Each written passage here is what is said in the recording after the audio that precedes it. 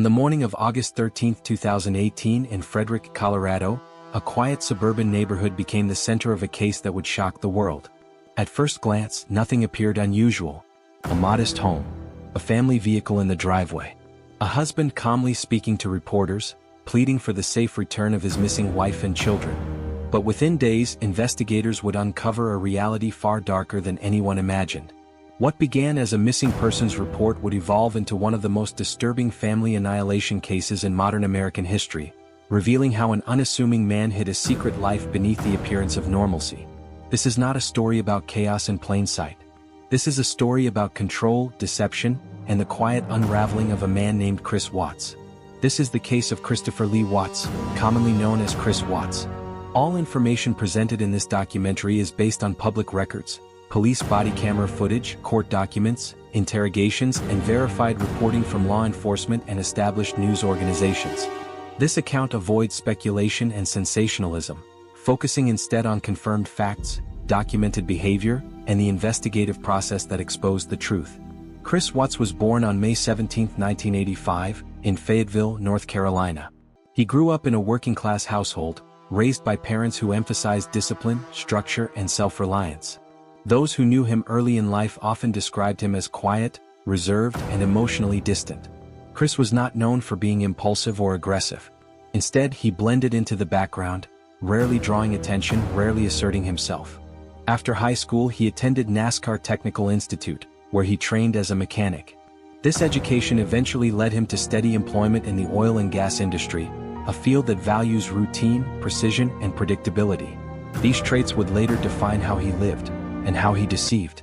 Chris Watts met Shanann Watts in 2010.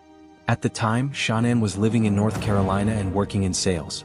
She was outgoing, expressive, and socially confident, the opposite of Chris in many ways. Their relationship developed quickly. Shanann took the lead socially and emotionally, while Chris adapted into a more passive role. Friends later noted that Chris appeared content allowing Shanann to manage decisions, schedules, and public life. He rarely voiced disagreement and seemed eager to please. They married in 2012 and eventually moved to Colorado, where Chris secured a job with Anadarko Petroleum. From the outside, their life appeared stable: 2 children, a growing family, and steady income. But beneath the surface, cracks were forming. Chris and Shanann had 2 daughters. Bella, born in 2013, Celeste, often called Cece, born in 2015. In 2018, Shanann was pregnant with their 3rd child, a son they planned to name Nico. On social media, Shanann frequently shared videos of family life, birthdays, routines, and milestones. Chris appeared cooperative, if not enthusiastic. Investigators and psychologists later noted a key pattern. Chris participated but rarely initiated. He complied but rarely expressed. This dynamic, passivity paired with internal resentment, would become central to understanding what followed. By 2018, the Watts family was experiencing significant financial strain. They had previously filed for bankruptcy. Credit card debt had accumulated. Mortgage payments were ongoing. Despite outward appearances, stability was fragile. At the same time, Chris had begun a relationship with a co-worker, Nicole Kessinger. Phone records and messages later showed that this relationship provided something Chris lacked: a sense of independence, validation, control over his own identity. For the first time, Chris was living a life that did not involve compliance. Instead of addressing conflict directly, he chose concealment. On August 12, 2018, Shanann returned home from a business trip in the early morning hours. Later that day, communication between Shanann and her friends abruptly stopped. By the afternoon of August 13th, Shanann's close friend contacted authorities, concerned by the sudden silence and missed medical appointments. Here, Nicole? Yes. Okay. What's going on? So my friend, we were out of town for a business trip this weekend. Right. And I dropped her off at 2 o'clock this morning. She was 15 weeks pregnant. She wasn't feeling well. And she had a doctor's appointment this morning at 9, and I told her to let me know if she needed me to take her. She's got 2 little girls. And she was very distraught over the weekend, wasn't eating normally or drinking, and they kept trying to force it on her because she's pregnant. Her husband and her supposedly are separating, but she didn't know this. She thought they were just having issues. A welfare check was requested. Police arrived at the Watts residence shortly after. Body camera footage shows Chris Watts arriving at the home, calm and cooperative. There were no signs of forced entry. Personal belongings were present. The situation was immediately treated as a missing persons case. Chris spoke to reporters asking for the return of his family. I just want them back. I just want them to come back. And if they're not safe right now, that's what's tearing me apart. Because if they are safe, they're coming back. But if they're not, this has got to stop. Like, somebody has to come forward. You spoken to her family, like her parents? Yeah, they've been in constant contact, like every hour. I mean, everybody back in North Carolina and the East Coast. I mean, from Maine to Florida. What is her parents saying to you? Like, they're just like if they need to get on a flight, just let them know. Because I mean, they feel helpless right now because they're on the opposite side of the country. I mean, Colorado is. I mean, you can't just drive around and look. I mean, it's just like you wouldn't really know what you're looking for. That's what the cops pretty much told me. That first day, I was like, I want to get out and drive around. They said, you wouldn't know what to look for. Last couple of questions. What is law enforcement? What have the police or the sheriffs or your neighbors? Is anybody? What's police saying to you? Right now. But investigators noticed inconsistencies. His emotional responses appeared restrained, his timeline shifted slightly, surveillance footage contradicted his statements.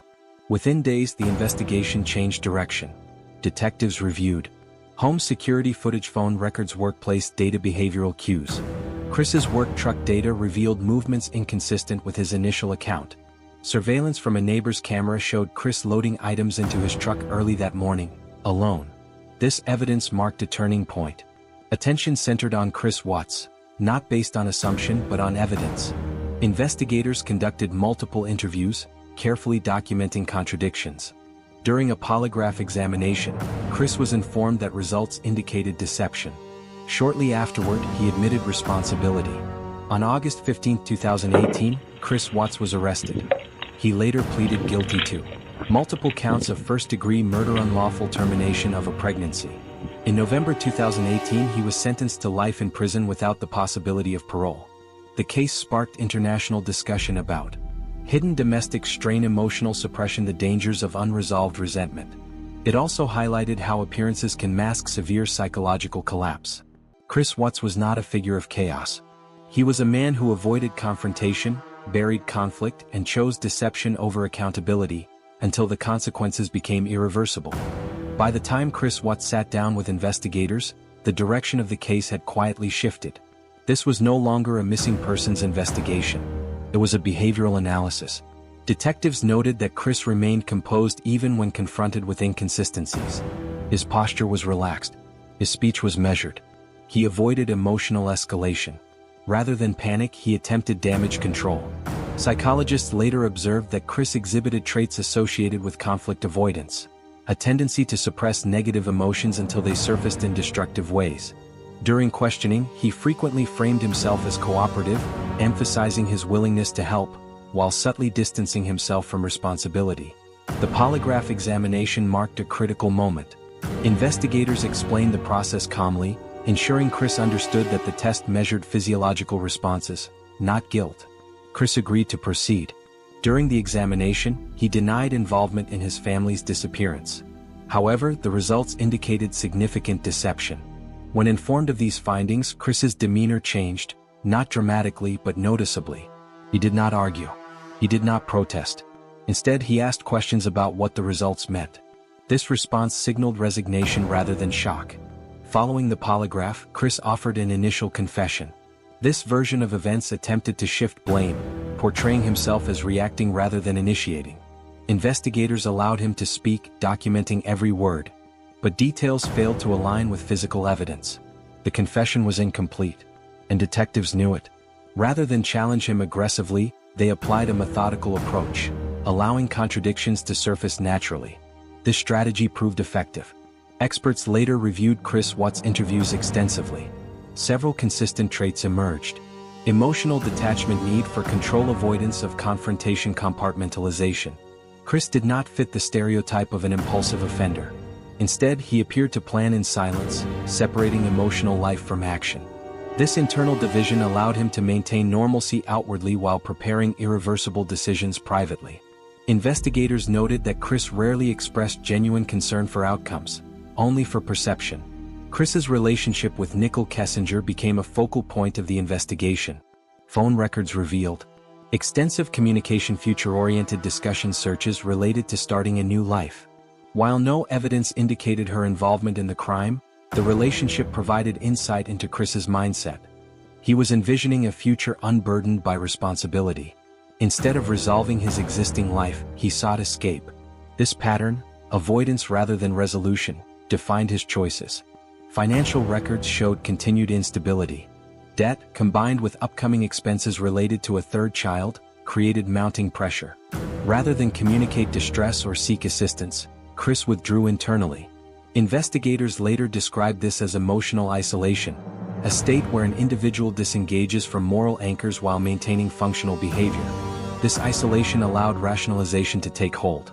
Faced with mounting evidence, Chris eventually provided a fuller account. So, it is completely clear that you were not honest during the testing, and I think you already know that. You did not pass the polygraph test. Okay. Okay. So now we need to talk about what actually happened. And I feel like you're probably ready to do that. I didn't lie to you on that polygraph, I promise. Chris, I know. Chris, stop. It's time. They were at the house when I left. They were there. They weren't there. They didn't leave. They vanished.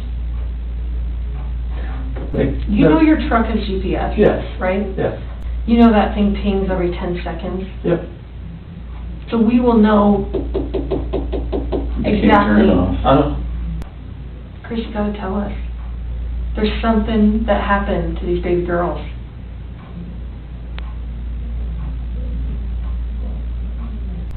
We have no doubt you love these girls with all of your heart. I have no doubt. But we make mistakes. And that's okay. It's what we do with those mistakes that make us who we are. We had a mom in Castle Rock that suffocated both her baby girls.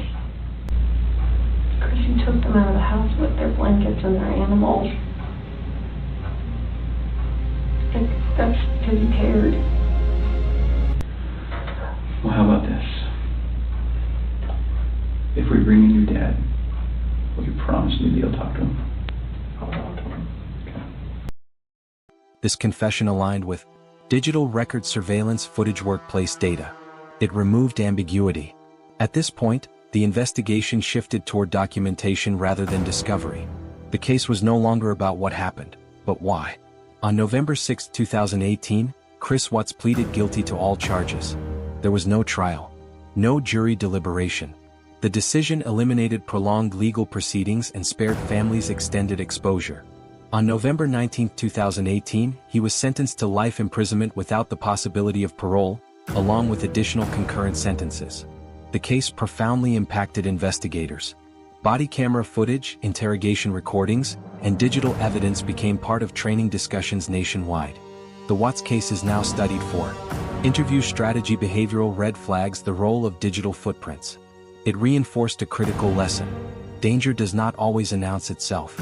Public reaction was immediate and intense. The contrast between Chris's calm exterior and his actions generated widespread discussion. Media coverage focused heavily on appearance versus reality, domestic dynamics, warning signs overlooked by society. However, law enforcement repeatedly emphasized restraint, urging the public to avoid speculation and focus on verifiable facts. Investigators, prosecutors, and family members consistently redirected attention toward the victims. Bella, Celeste, and Nico were not symbols, they were lives. Their memory became central to advocacy for domestic awareness, early intervention, honest communication within families. Chris Watts did not act in a moment of visible rage. He acted after months of silence. His case challenges the assumption that danger is loud, chaotic, or visibly unstable. Sometimes it is quiet.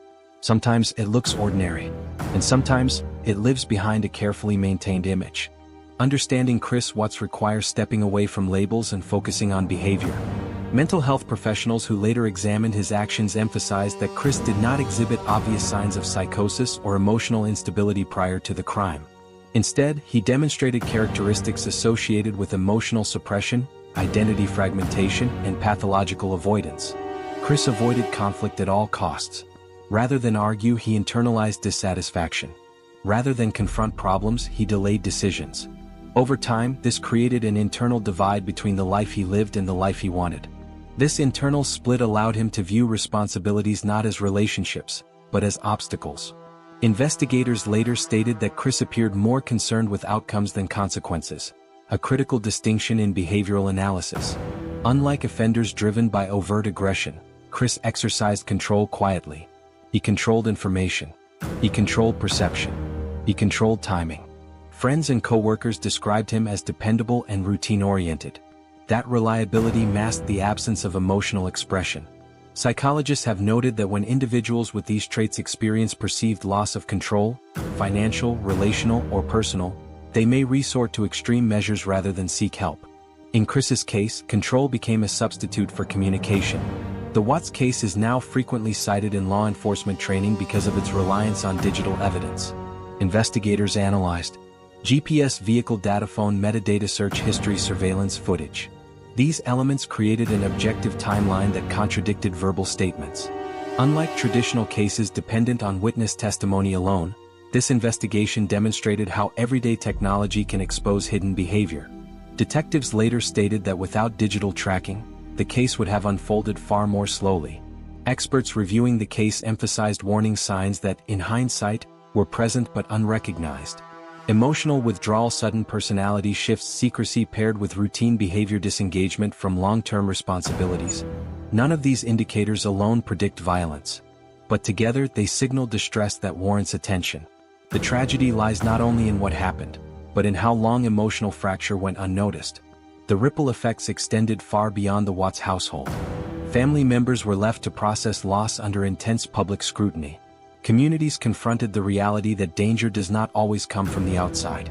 Law enforcement officers involved in the case later spoke about the emotional toll of investigating crimes involving children, emphasizing the importance of mental health support for first responders. The Chris Watts case sparked debate about true crime storytelling itself. How do we report without exploiting?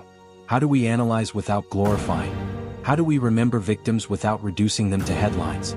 Responsible coverage focuses on facts over speculation, education over shock, prevention over curiosity. This documentary follows that approach. Chris Watts is currently serving multiple life sentences without the possibility of parole in a maximum security correctional facility. There are no pending appeals related to his conviction. The case is legally closed, but its lessons remain active. Chris Watts did not fit the image people expect. He did not appear volatile. He did not raise alarms. He did not announce his intentions. He lived quietly, avoided confrontation, and chose silence over honesty. This case reminds us that communication is not optional in human relationships. It is essential. Unchecked emotional isolation can become dangerous when paired with secrecy and denial. Behind every true crime story is a warning, not just about crime but about human behavior. Thank you for watching. If you value factual, respectful true crime storytelling that prioritizes understanding over sensationalism, consider subscribing. New documentaries are released regularly.